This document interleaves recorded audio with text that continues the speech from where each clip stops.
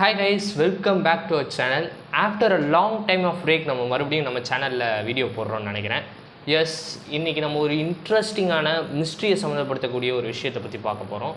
So அந்த வகையில் first நம்ம வீடியோக்குள்ளே போயிடலாம்.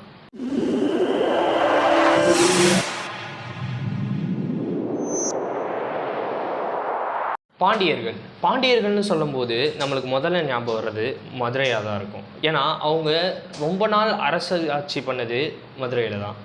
மூவேந்தர்களில் ஒருத்தவங்களான இந்த பாண்டியர்கள் கட்டினது தான் மீனாட்சி அம்மன் திருக்கோவில்.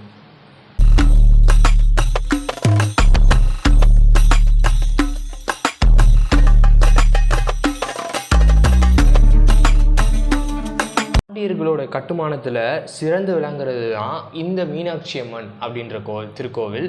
இந்த திருக்கோவிலில் எந்த அளவுக்கு அழகு இருக்கோ அதே அளவுக்கு மிஸ்ட்ரியும் நிறைஞ்சிருக்குன்னு சொல்லணும். ஏகப்பட்ட தெரிஞ்சுக்கப்பட முடியாத பல வரலாறுகள் இருக்குன்னு சொல்லப்படுறோம். அதில் என்னால் முடிஞ்ச ஒரு சில இதை தான் எடுத்து நான் கலெக்ட் பண்ணி இந்த வீடியோவில் சொல்ல போகிறேன். ஸோ வீடியோ ஸ்கிப் பண்ணாமல் பாருங்கள். முதல்ல இந்த கோவிலை பற்றி நீங்கள் தெரிஞ்சுக்கிறதுக்கு முன்னாடி இதுக்கு பின்னாடி இருக்கக்கூடிய வரலாறு, அதாவது மீனாட்சி அப்படின்றவர் யார், சுந்தரேஸ்வரர்ன்றது யார், இதெல்லாம் நீங்கள் தெரிஞ்சுக்க வேண்டியது இருக்கும். அதுக்கு நம்ம இதுக்கு முன்னாடி மதுரை மீனாட்சி சித்திரை திருவிழாவை பற்றி நம்ம ஒரு புதைக்கப்பட்ட வரலாறு அப்படின்னு சொல்லிட்டு ஒரு வீடியோ ஒன்று அப்லோட் பண்ணியிருப்போம். அது நம்ம சேனல்லே, அதுக்கான லிங்க்கை நான் டிஸ்கிரிப்ஷனில் கொடுக்குறேன், போய் செக் பண்ணி பாருங்கள். சுமார் 2500 வருஷங்களுக்கு முன்னாடி இந்த இடத்த ஒரு சிவத்தலமாக தேவர்கள் வழிபட ஆரம்பிச்சிருக்காங்க. அதுக்கப்புறம் வந்த அரசர்கள் இந்த இடத்துல நம்ம ஒரு கோவில் கட்டணும், மீனாட்சி சுந்தரேஸ்வரர் மதுரையில் சென்டரில் கட்டணுன்றதுக்காக பல கடம்பவன காடு அழிச்சிட்டு இங்கே ஒரு கோவில் கட்டமைக்க ஆரம்பிச்சிருக்காங்க.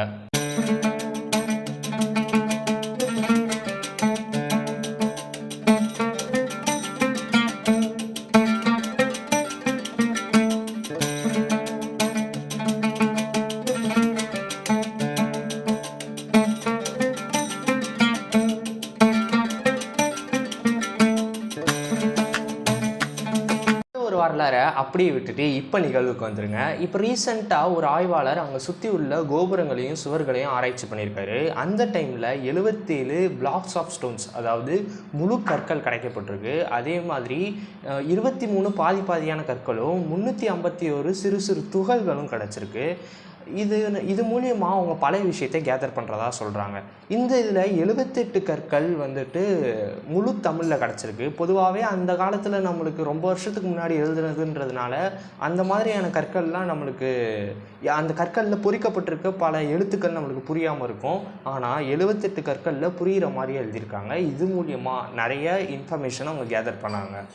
அதாவது அந்த பிளாக்ஸ் ஆஃப் ராக்லாம் உடஞ்சதுக்கு என்ன காரணம் அப்படின்னா, இது ஒரு மறைக்கப்பட்ட வரலாறுன்னு சொல்லலாம், இல்லைன்னா பலருக்கும் தெரிஞ்ச வரலாறுன்னு சொல்லலாம். அது என்ன அப்படின்னா, இந்த தில்லி அரசாட்சி, தில்லி சுல்தானேட் ஒரு ஸ்டேஜில் எல்லா தெற்கு மாநிலங்களையும் கவர் பண்ண ஆரம்பித்தாங்க.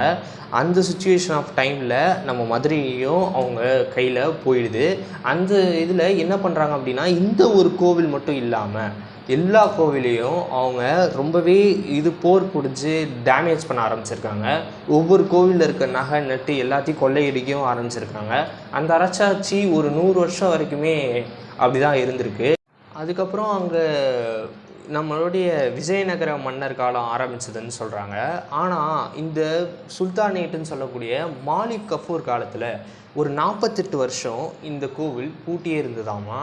அதுக்கு காரணம் என்ன அப்படின்னா, அங்கே உள்ள ஒவ்வொரு நாட்டிலையும் இந்த மாலிக் கஃபூர்ன்ற அரசர் என்ன பண்ணிகிட்டே வந்திருக்காரு அப்படின்னா, எல்லா அந்த மூலவர்னு சொல்லுவாங்க பார்த்தீங்களா, இந்த கோவிலில் இப்போது அந்த கோவிலோடைய மூலவர்களை எல்லாத்தையுமே அடித்து அந்த இதெல்லாம் கீழே தள்ளி விட்டுட்டு, எல்லா சிலையும் கீழே தள்ளி விட்டுட்டு தான் இவங்க ஒவ்வொரு கோவிலாக போயிட்டு நகை நட்டு இதெல்லாம் கொலை அடிச்சுட்டு வந்துட்டு இருந்திருக்காங்க.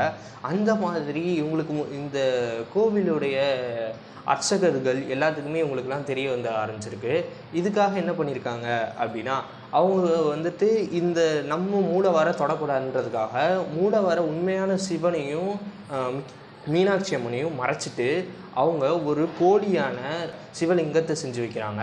அந்த லிங்கத்தை செஞ்சு வச்சதுக்கப்புறம் அவங்க நினச்ச மாதிரி அந்த இடத்துல மாலிக் கஃபூர் வந்துடுறாரு.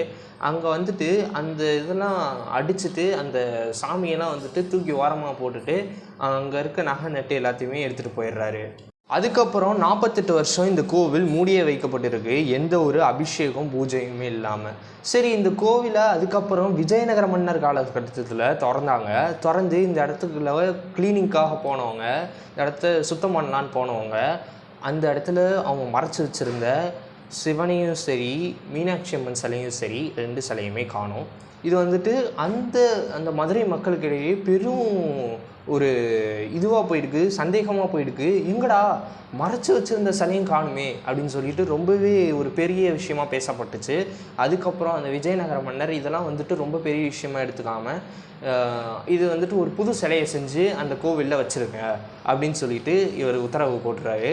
ஆனால் அதுக்கப்புறம் ஒரு ரொம்பவே வயதான ஒருத்தர் யதார்த்தமாக அந்த இடத்துல வந்து சாமி பத்திரமா இருக்குப்பா அப்படின்னு சொல்லிட்டு ஒரு செவுரை உடைக்க சொல்கிறாரு. அதாவது அந்த கருவூலத்தில் அந்த சிலை இருந்தது இல்லையா, அந்த பகுதியை விட்டுட்டு அதுக்கு பின்னாடி இருக்க ஒரு செவுரை உடைக்க சொல்கிறாரு. அதுக்கப்புறம் அந்த பெரியவர் சொல்கிற மாதிரி அந்த ஒரு செவுரை உடைக்க ஆரம்பிக்கிறாங்க. அந்த செவுரை உடைச்சி பார்க்கும்போது தான் இவங்களுக்கெல்லாம் ஒரு மிகப்பெரிய ஆச்சரியமே ஏற்பட்டிருக்கு. அது என்ன அப்படின்னா, அந்த இடத்துல 48 வருஷமாக எந்த பூஜையும் செய்யாமல் மூடி இருந்த ஒரு கோவிலை திறந்து பார்க்கும்போது எல்லாமே பூஜை செஞ்சு விளக்கெல்லாம் அணையாமல் எல்லாமே அப்படியே அலங்காரத்தோடு இருந்திருக்கு. அதுதான் இந்த இடத்துல மிகப்பெரிய ஆச்சரியமாக இருந்திருக்கு. அவங்க ஆய்வு மேற்கொண்டாங்க. ஒரு பர்டிகுலர் செவறுகளெல்லாம் வச்சு பிளாக்ஸ் ஆஃப் ராக்ஸ் எல்லாம் வச்சு ஆய்வு மேற்கொண்டாங்கன்னு சொன்னேன் இல்லையா, அவங்க என்னென்ன கண்டுபிடிச்சாங்கன்றதை நான் சொல்கிறேன். அதாவது 1710 வரைக்கும் சுந்தரேஸ்வரர் அப்படின்ற ஒரு பேரே கல்வெட்டில் குறிப்பிடப்படலை. அதுக்கப்புறம் தான் சுந்தரேஸ்வரர், மீனாட்சி சுந்தரேஸ்வரர்ன்ற பேரே வந்திருக்கு.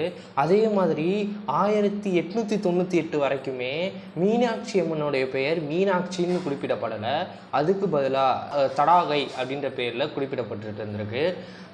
அதுக்கப்புறம் வந்து 1898க்கு அப்புறம் தான் அவங்க 2 பேரும் சேர்ந்து மீனாட்சி சுந்தரேஸ்வரர் அப்படின்ற பேர் வெளியே வந்திருக்கு. இப்போ நம்ம ஆரம்பத்தில் சொன்ன மாதிரி அந்த கடம்பவன காடை எல்லாத்தையும் அடிச்சுட்டு குலசேகர பாண்டியன் தான் இந்த ஒரு கோவிலை கட்டமைக்க ஆரம்பிச்சிருக்காரு.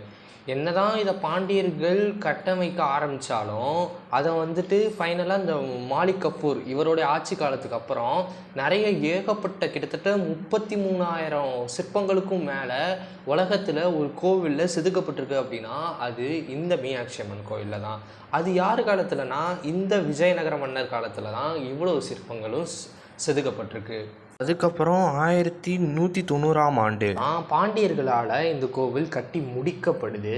அதுக்கப்புறம் மாலிக் கஃபூர்ன்ற அரசாட்சி இந்த மதுரையில் ஏறுது. அதுக்கப்புறம் இந்த அவங்களையும் முறியடிச்சிட்டு தெற்கில் இருக்க எல்லா பகுதியையும் மறுபடியும் விஜயநகர மன்னர் காலத்தில் தான் கைப்பற்றுறாங்க. இந்த ஒரு சுச்சுவேஷனில் தான் 200 வருஷம் இடப்பட்ட 200 வருஷத்தில் பல செப்பேட்டு இலக்கியங்களில் என்ன சொல்லப்படுது அப்படின்னா, இந்த இடப்பட்ட 200 வருஷத்தில் மட்டும் சோழர்கள் வந்துட்டு இந்த நாட்டை, அதாவது இந்த மதுரையை ஆட்சி பண்ணியிருக்காங்க. அதாவது இந்த பாண்டியர்களுக்கும் மாலிக் கஃபூருக்கும் இடப்பட்ட ஒரு இதில் தான் சோழர்கள் வந்து ஆட்சி பண்ணியிருக்காங்க அப்படின்னு சொல்கிறாங்க. ஆனால் இந்த சோழர்கள் வந்துட்டு பெரிய லெவலில் இந்த கோவிலுக்கு முக்கியத்துவம் கொடுக்கலையாமா அது அப்படின்னு அந்த நூலில் சொல்லப்பட்டிருக்கு. அப்புறம் 1750ஆம் ஆண்டு பிரிட்டிஷ் வந்துட்டு உள்ளே வராங்க. அவங்களுடைய அரசாட்சியை பண்ண 300 வருஷம் அவங்க ஆட்சி பண்ணாங்க இல்லையா, அந்த டைமில் இந்த மதுரைக்கும் அவங்க ஆட்சி புரிய வராங்க. அந்த இதில் எல்லா மக்களையும் மதம் மாற்றுறதுக்காக, இந்த ஹிந்துயிசம்லேருந்து கிறிஸ்டியானிட்டிக்கு மாற்றுறதுக்காக எல்லா மக்களையும் மாற்றணும்னு ட்ரை பண்ணுறாங்க. ஆனால் இதுக்கெல்லாம் எதிர்ப்பு தெரிவிக்கிறாங்க அந்த மதுரை மக்கள். அதுக்கப்புறம் ஒரு டியூரேஷன் ஆஃப் சுச்சுவேஷன் ஆஃப் டைமுக்கு அப்புறம் ஒரு மதுரையில் ஒரு வறுமை ஒன்று நடக்குது. ரொம்பவே அந்த மக்கள்லாம் கஷ்டப்பட்டுட்டு இருந்திருக்காங்க. அந்த டைமில் இந்த ஒரு பிரிட்டிஷ் வந்துட்டு இதுதான் நம்மளுக்கான டைம் அப்படின்னு நினச்சிட்டு அவங்க உள்ளே பூந்து, நீங்கள் ஒரு வேளை எங்கள் கிறிஸ்டியானிட்டிக்கு நீங்கள் வந்தீங்க அப்படின்னா நாங்கள் உங்களுக்கு ஹெல்ப் பண்ணுறோம் அப்படின்னு சொல்லிட்டு கம்பல் பண்ணுறாங்க. அப்படி இருந்தும் நிறைய பேர் மாறாமல் அப்படியே இறந்தும் போயிடுறாங்க. இதெல்லாம் பார்த்துட்டு சரி இந்த முயற்சியை நம்ம இப்படியே கைவிட்டுருவோம் அப்படின்னு சொல்லிட்டு கைவிட்டுட்டாங்க. இன்னும் சில பேர் இந்த வறுமையெல்லாம் தாங்க முடியாமல் பேசாமல் நம்ம மாறிடலான்னு சொல்லிட்டு இன்னும் சில பேர் மாறிடுறாங்க. இதுவும் வந்துட்டு அந்த காலத்தில் சொல்லப்படுறதுக்குரிய ஒரு கதையாக இருக்குது. எல்லாருமே கிறிஸ்டியானிட்டிக்கு மாறினதுக்கு ஒரு ரீசன் இருக்குது. அது என்ன அப்படின்னா, அதுதான் அந்த தாழ்த்தப்பட்ட சமூகத்தில் இருக்கவங்க அந்த கோவிலுக்குள்ளே போகக்கூடாதுன்றது. அப்போ உள்ள பிரிட்டிஷ் இருக்கவங்கலாம் வந்துட்டு அந்த கோவிலுக்குள்ளே போகக்கூடாதுன்னு ரூல் போட்டாங்க. அதனால் வேறு வழி இல்லாமல் சரி நம்ம கிறிஸ்டியானிட்டிக்கு மாறிடலான்னு சொல்லிட்டு பலரும் அந்த ஒரு காரணத்தினாலும் கிறிஸ்டியானிட்டிக்கு வேறு வழி இல்லாமல் மாறிடுறாங்க. ஆனால் இந்த சுச்சுவேஷன்லாம் ஒரு குறிப்பிட்ட டைமுக்கு அப்புறம் லண்டனில் அவரும் ஒரு பிரிட்டிஷனர் தான். ஒரு லண்டனில் என்ன பண்ணுறாங்க அப்படின்னா, ஆர்எஸ் நாயுல் அப்படின்ற ஒருத்தர் வந்துட்டு இந்த இதெல்லாம் இருக்கக்கூடாது, எல்லாருமே பொதுவாக தான் இருக்கணும், பொதுவான ஒரு விஷயமாக தான் இருக்கணும், இந்த தாழ்த்தப்பட்ட சமூகம் உயர்த்தப்பட்ட சமூகம் இதெல்லாம் கிடையாது அப்படின்னு சொல்லிட்டு ஏகப்பட்ட நம்மளுடைய இந்த ஒரு கோவிலுக்காக ஏகப்பட்ட வேலைகள் பார்க்குறாரு.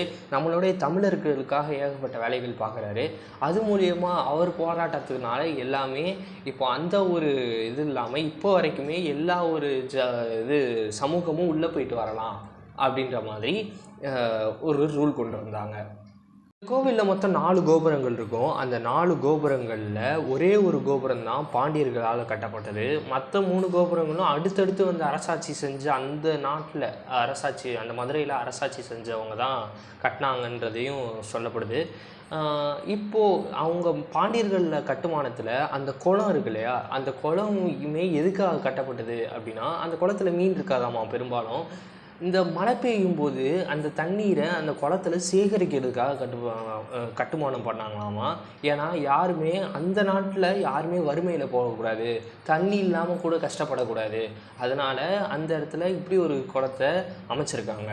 கைஸ், கிட்டத்தட்ட நம்ம இந்த வீடியோட எண்டுக்கு வந்துட்டோம். நானுமே ரீசெண்ட் டேஸில் அந்த கோவிலில் அமைஞ்சிருக்க மையத்தில் அமைஞ்சிருக்க அந்த குளத்துல யாரும் நீராடுற மாதிரியான சத்தங்கள், சிரிப்பு சத்தங்கள் இதெல்லாம் வந்துட்டு நட சாத்தினதுக்கப்புறம் கேட்குதுன்னு சொல்லிட்டு நிறைய பேரால் சொல்லி நானே கேட்டிருக்கேன். இதெல்லாம் வந்துட்டு யார் அப்படின்னா, அந்த காலத்துலேருந்து சொல்கிறது என்ன அப்படின்னா, இதெல்லாம் வந்துட்டு மீனாட்சி சுந்தரேஸ்வரர் தான் வந்து நீராடிட்டு போகிறாங்க அப்படின்னு சொல்லிட்டு நம்ம முன்னோர்களால் நம்பப்படுது. இந்த கண்டென்ட்டில் எனக்கு தெரிஞ்ச வரைக்கும் நான் கலெக்ட் பண்ண பல பாண்டியர்களோட பெருமையையும் அந்த மீனாட்சி அம்மன் கோயிலை பற்றின பல இன்ட்ரெஸ்டிங்கான விஷயங்களையும் உங்கள்கிட்ட இப்போ நான் ஷேர் பண்ணியிருக்கேன் இந்த வீடியோவில். ஸோ இதை பற்றின உங்கள் ஒப்பீனியன் என்னன்றதை கீழே இருக்க கமெண்ட் பாக்ஸில் கமெண்ட் பண்ணுங்கள். இதுக்கப்புறம் நம்ம சேனலில் பல வீடியோகள் இது மாதிரியே வரும். இது மிஸ்ட்ரி நிறைந்த இடங்கள், இந்த மாதிரியான விஷயங்களே நிறையா வரும். உங்களுக்கு ஏதாவது விஷயத்தை பற்றியும் ஒரு இடத்த பற்றியும் தெரிஞ்சுக்கணும் அப்படின்னா நம்ம சேனலுக்கு கீழே இருக்கக்கூடிய கமெண்ட் பாக்ஸ்லேயும் கமெண்ட் பண்ணுங்கள். படிச்சின வீடியோவும் நம்ம சேனலில் அப்லோட் பண்ணுவேன். ஓகே கைஸ், இந்த வீடியோ பிடிச்சிருந்துச்சுன்னா லைக் பண்ணுங்கள், ஷேர் பண்ணுங்கள், சப்ஸ்கிரைப் பண்ணுங்கள், நம்ம சேனலை சப்போர்ட் பண்ணுங்கள். கூட இருக்க பெல் ஐக்கானையும் கிளிக் பண்ணிக்கோங்க. ஏன்னா நம்ம சேனலில் போடுற அடுத்தடுத்த வீடியோஸ்லாம் உங்களுக்கு ஒன்றே நோட்டிஃபிகேஷனாக வரும். Thank you, bye bye.